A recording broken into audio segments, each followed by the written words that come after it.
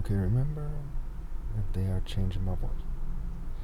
So several videos ago, I made it clear that Abraham and his spiritual seed, his spiritual offspring, have to do what is right. They have to obey God's commands. And you probably guessed by now that that's why I put Genesis 26 verse 5 on the screen. So let's kind of put this into context really fast here.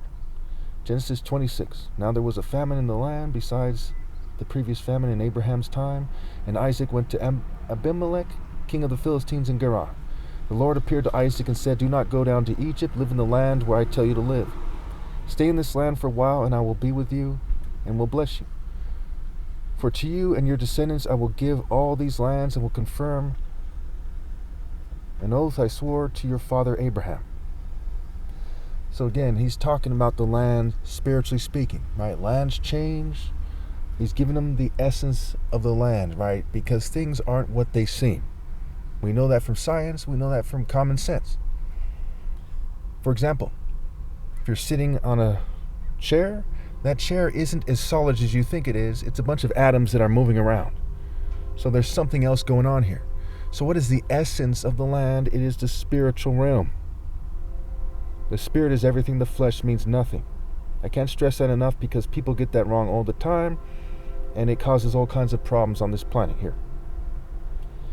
I will make your descendants as numerous as the stars in the sky, and will give them all these lands, and through your offspring or seed, all nations on earth will be blessed, or all nations on earth will use the name of your offspring in blessings.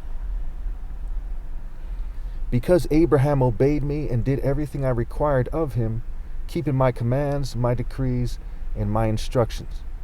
So why was it possible in the first place?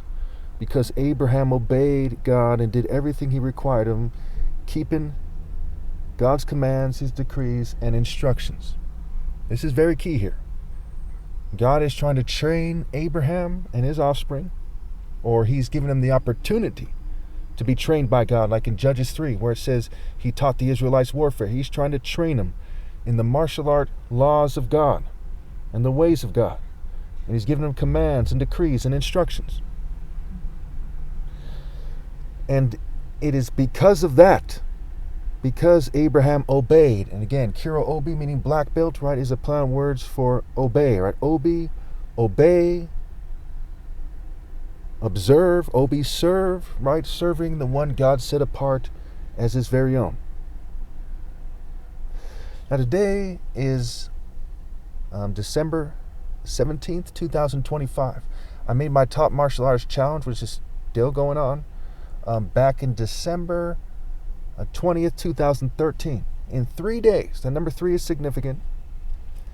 It will be the 12-year anniversary of my top martial arts challenge. And no offense to anybody, but I deserve my credit. God deserves his credit. It is the greatest challenge, martial art challenge in human history. A challenge that I will continue to win, and because of the treachery that's taken place, even after my flesh dies, that challenge will continue symbolically to honor God and to honor my efforts, to honor the righteous, to honor my parents, to honor everyone who's on the right side of that challenge.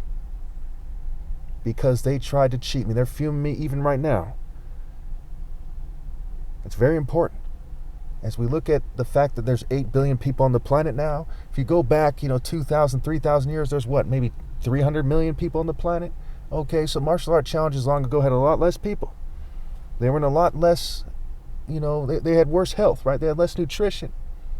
Okay, there are billions of people on this planet right now who have a pretty good diet. And there's a lot of people who are very poor as well. And a lot of the people who are very poor, they don't deserve to be so poor. And to put it very simply, perhaps at the risk of oversimplifying it, I'll say that nobody deserves to be in abject poverty. However, everyone who rebels against God deserves to be in abject poverty or worse. Because people should have been raised correctly, they should have scrambled to do what's right, and no one should be going through that. But if they rebel against God, if they don't obey God in everything he requires, and they don't keep his commands and decrees and instructions, then all hell should break loose. A whirlwind should come down on the heads of the wicked, spiritually speaking.